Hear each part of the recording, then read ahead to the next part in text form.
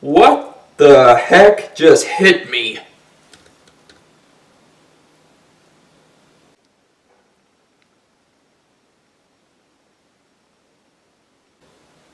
Oh, yeah. I'm reviewing Home Alone.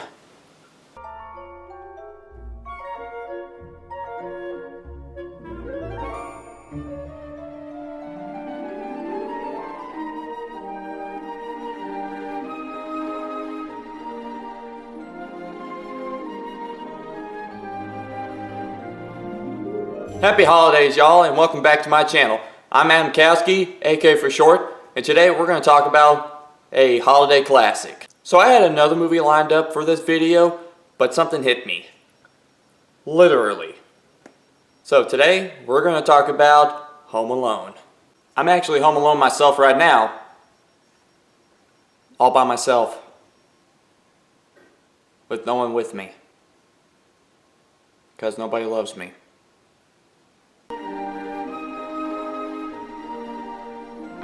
But I'll get over it.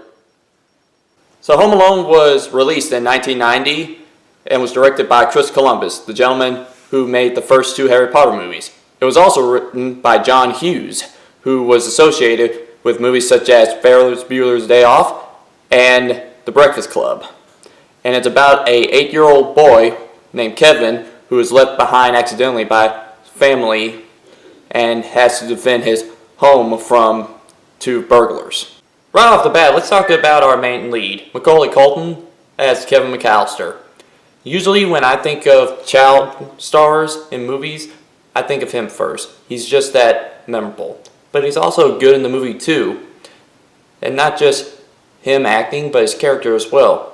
He's 8 years old, yeah, but he is a smart kid. Smart Alec, but smart kid. He's witty, he has all those funny lines everybody remembers. And he's still a kid, so he does have tantrums. When I grow up and get married, I'm living alone. I'm living alone. I'm living alone. If you're going to get married, you're technically not living alone. Some of my favorite parts in the movie is right at the beginning. It just has a lot of good writing because the movie is shot and told mostly through Kevin's perspective, and we're seeing how the family treats him. But in all honesty, he's kind of being a jerk himself to the family.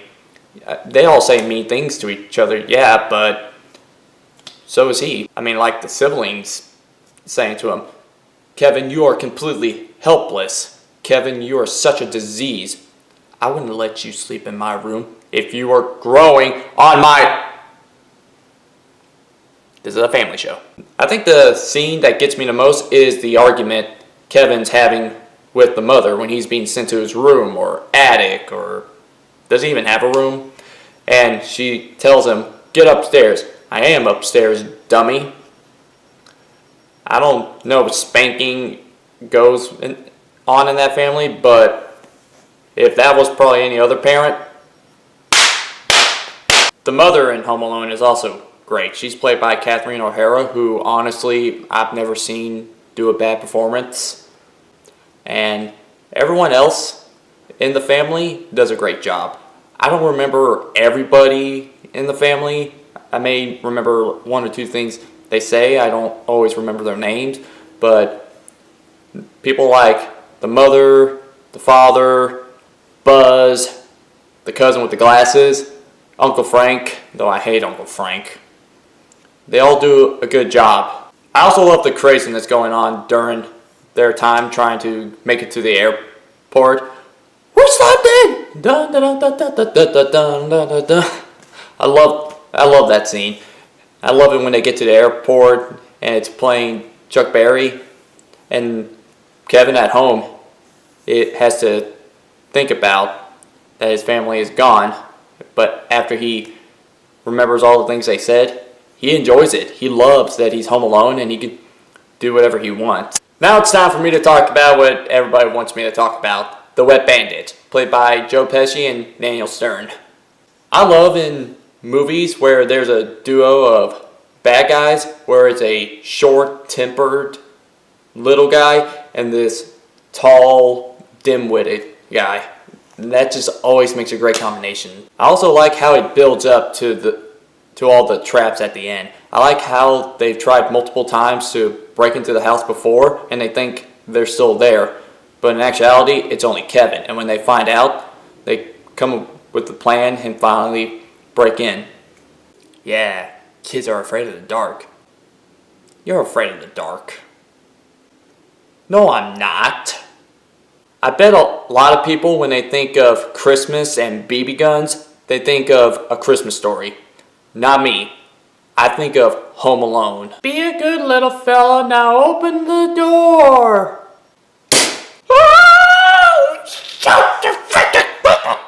It is funny though how two grown men can survive iron being smashed in their face, having their head set on fire by a blowtorch, taking paint cans right in the face, but what really knocks them out is a shovel on the back of the head and into the face by Old Man Marley. Speaking of which, let's talk about Old Man Marley, because nobody really talks about him. He's supposed to be the McAllister's next door neighbor and said to be a killer, but he actually is not. Honestly, my number one favorite scene out of the whole entire movie is when Kevin goes into the church, where outside he hears the echoes of the girl choir singing "Oh Holy Night," and then when you're inside the church and the music is blasting, it is fantastic music. Old Man Marley's there and they have a conversation. And in this scene it shows that they both have something in common. They're both home alone during Christmas time and they don't have their family. For two different reasons, but still the same. And nobody talks about the scene as much as they should. It's a beautiful scene. And much like John Williams' score is always excellent in this movie, the song choices they choose for Christmas is great, and that church choir with the girls is fantastic, and just all around, you see nothing but Christmas all the time. So it's a good thing they did this during Christmas and in Chicago, and it's just a lot stronger when it's during this time where family is supposed to be with each other on this day. I personally don't let the problems in the movie bother me as much, but there are some. Mostly it's just plot holes that people think of now. For example, if the mom would have waited at the airport with the family, then she would have came with them at the end, all together at once. But while her trying to get to her son, doing whatever it takes, is a valiant effort, it just seems like you didn't have to do all that. But still, it shows the mom really does care for Kevin. I mean, we know she really does, even after a silly argument, but it shows how much she does care for her family, especially Kevin. One plot hole that really bugs me, that really gets under my skin, is when they call the police to go check on him. The cop is just all, "There's nobody here. It's a kid.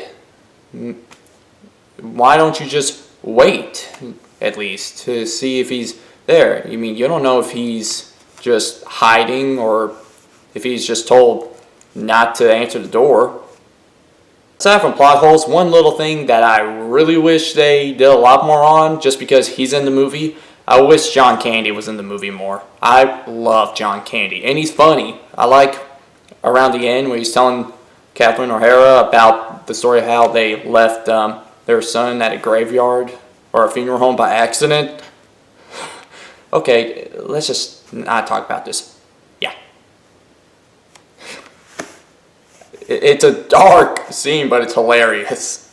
So, I really have not a whole lot much to say. It's that great of a movie. I watch it every year during Christmas, and a family member even watches this yearly, not just around Christmas time. I just personally like to watch Christmas movies on Christmas time, but that's just me. Maybe for some people they want a more serious, realistic movie, but it is a comedy, so there you go. And this movie could have been a bad movie like like another cheesy 90s Disney's kids movie, but it's not. It has great writing, great atmosphere, great music, and really good acting, especially from the child star. So it is a perfect Christmas movie. Perfect movie?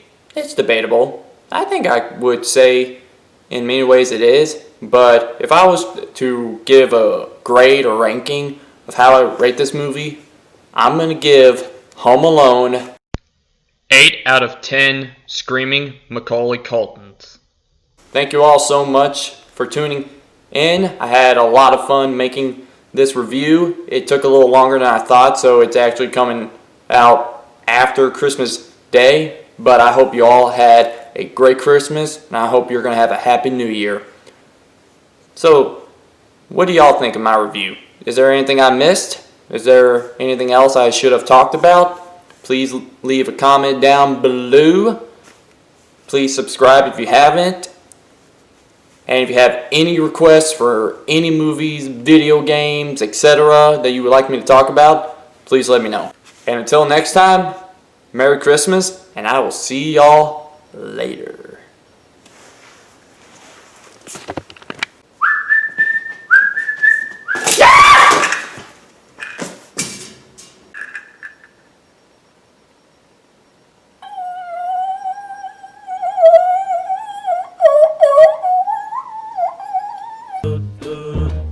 I'm dreaming of a white Christmas, just like the ones I used to know.